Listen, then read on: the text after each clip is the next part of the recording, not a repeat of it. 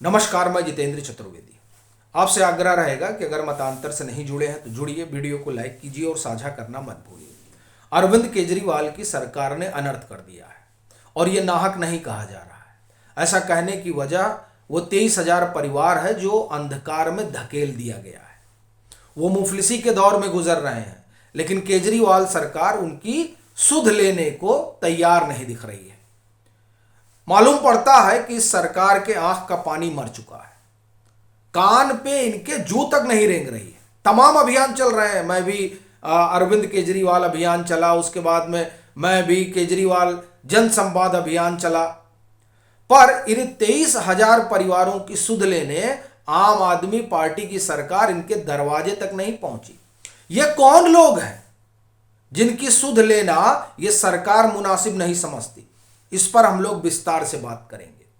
बात अरविंद केजरीवाल की उस सभा की भी करेंगे जो हरियाणा में हुई, और वहां जिस तरह से जो आरोप लगे हुए हैं केजरीवाल की सरकार पर, उसे धोने की जो कवायद उन्होंने की, उसकी भी पड़ताल की जाएगी। लेकिन पहले आते हैं हम उन 23,000 परिवारों पर जिनके लिए इन दिनों 2 जून की रोटी जुटाना भी मुहाल हो गया है। और ये कहां हो रहा है? ये उस दिल्ली में हो रहा है जहां आम आदमी पार्टी की सरकार है। ये खुद को आम आदमी की सरकार बताते हैं, लेकिन 23,000 परिवारों के दरवाजे तक पहुंचने में इन्हें समस्या हो रही है।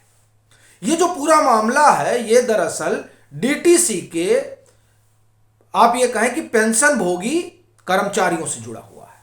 और एक चीज आप ध्यान रखिएगा, ये डीटीसी ही है जिसके घपले घोटालों को उजागर करके अरविंद केजरीवाल ने अपना सियासी सफर तय किया था। उसी डीटीसी से जुड़े हुए ये लोग हैं।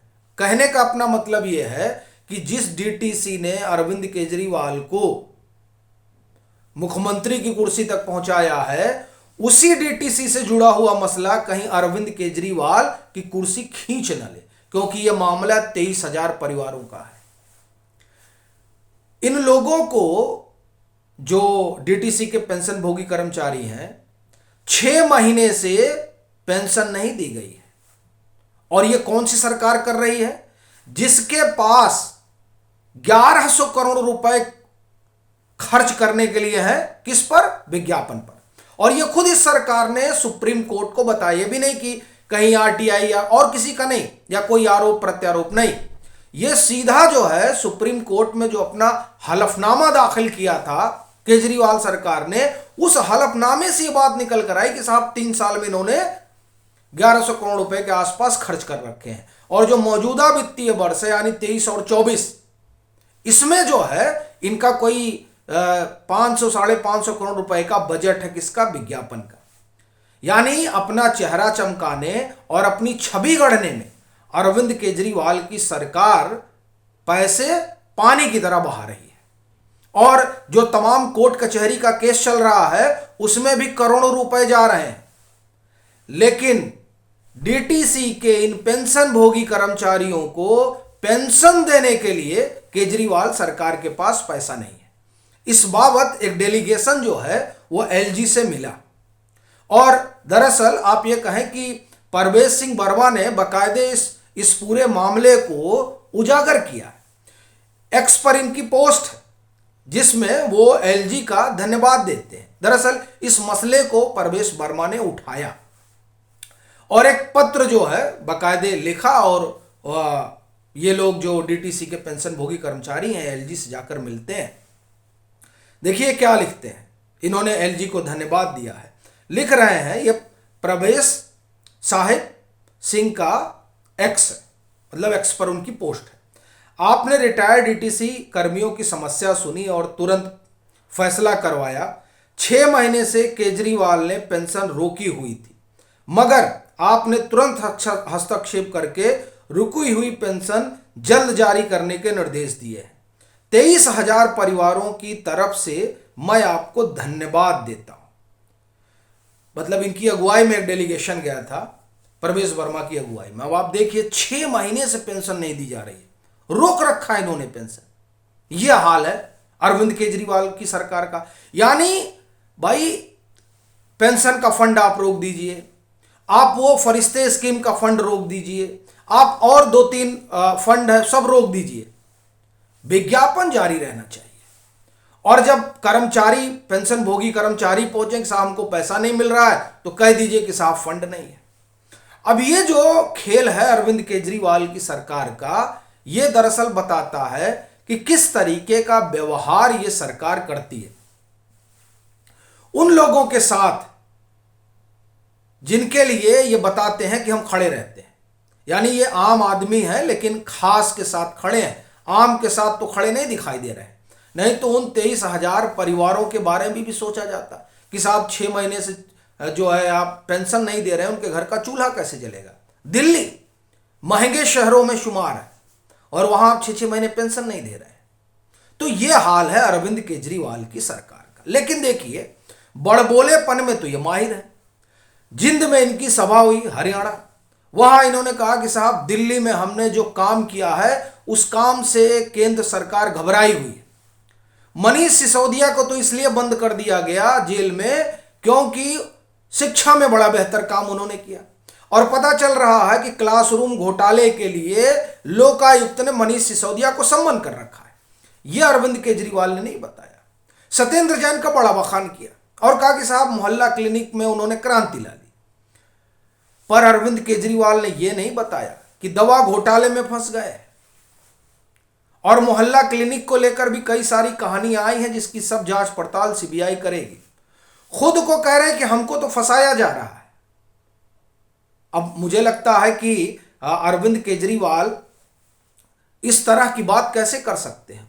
और मैं इसलिए कह रहा हूं क्योंकि मैं आश्चर्यचकित हूं और आप भी होंगे, क्योंकि जब आप जनता से ये कहते हैं कि आपको फंसाया जा रहा है, तब जनता ये भी देखती है कि सुप्रीम कोर्ट में ही ये बात हो गई थी। सुप्रीम कोर्ट ने ही कहा कि आम आदमी पार्टी को आरोपी क्यों नहीं बनाया गया। एक बात। दूसरी बात, जब आप खुली किताब हैं, आपके पास कुछ छिपाने के लिए है ही नहीं है, तो खुद अरविंद केजरीवाल ने कहा था, तो 4-4 सम्मन हो गया, गए क्यों नहीं, जाना चाहिए था। तो ये जो आरोपों के आप ये कहें कि घेरेबंदी में अरविंद केजरीवाल है, उसको धोने की वहां उन्होंने कोशिश की कि नहीं नहीं नहीं मैं ही ईमानदार हूं।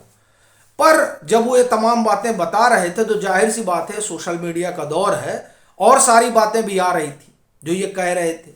लेकिन वहां एक और बात हुई जो बहुत बहुत बड़ी है, और वो इंडी गठबंधन के लिहाज से। देखिए, वैसे तो जो इस गठबंधन के सूत्रधार थे वो तो अब चले गए, तो एक तरह से कहा जाए कि इंडी गठबंधन का जो गुब्बारा फूला हुआ था उसकी हवा तो निकल गई, और जो कसर थी वो अरविंद केजरीवाल पूरा करने में लगे हुए हैं। हरियाणा में उन्होंने कहा कि देखिए, लोकसभा में तो हम गठबंधन में चुनाव लड़ेंगे, लेकिन विधानसभा में अकेले चुनाव लड़ेंगे। अब बड़ी चीज यह है कि क्या कांग्रेस उनको वहां सीट देने जा रही है, यह बड़ा सवाल है। क्योंकि भूपेंद्र सिंह हुड्डा इस पक्ष में नहीं है कि अरविंद केजरीवाल को यहां आधी सीट भी दी जाए, लेकिन अरविंद केजरीवाल वहां दबाव वगैरह बना रहे। लेकिन आप देखिए कि कितना विरोधाभास है, लोकसभा में साथ लड़े, विधानसभा में साथ नहीं लड़ेंगे। ऐसी स्थिति में क्या जो पार्टी के कार्यकर्ता हैं वो एक साथ आ पाएंगे, ये अपने आप में बड़ा सवाल है। क्योंकि साहब लोकसभा चुनाव है तो एक दूसरे पर हमला नहीं करना है, और जैसे ही विधानसभा का चुनाव आएगा वैसे भूपेंद्र सिंह हुड्डा की तरफ ये अपनी बंदूक मोड़ देंगे, और खट्टर साहब की तरफ तो ये हमलावर है ही है। यानी अरविंद केजरीवाल जो है वो, अगर आप एक तरह से कहें तो राजनीतिक तौर पर भी फंस गए हैं कि किया जाए और क्या ना किया जाए। एक दूसरा, भ्रष्टाचार के तमाम आरोप हैं उसमें भी फंसे हुए हैं, और तीसरा, ये जिस तरह से तमाम चीजें दिल्ली में चल रही हैं, पेंशन भोगी कर्मचारियों को पेंशन नहीं मिल रहा है, ये जो बातें हैं वो केजरीवाल की जमीन खिसका रही हैं, गठबंधन की कमजोरी को उजागर कर रही हैं, और 2024 और 25 में आम आदमी पार्टी का हश्र क्या होने जा रहा है उसकी ओर संकेत कर रही है। आपकी क्या राय है जरूर साझा करें। मतांतर से नहीं जुड़े हैं तो जुड़ें, वीडियो को लाइक करें और खूब शेयर करें।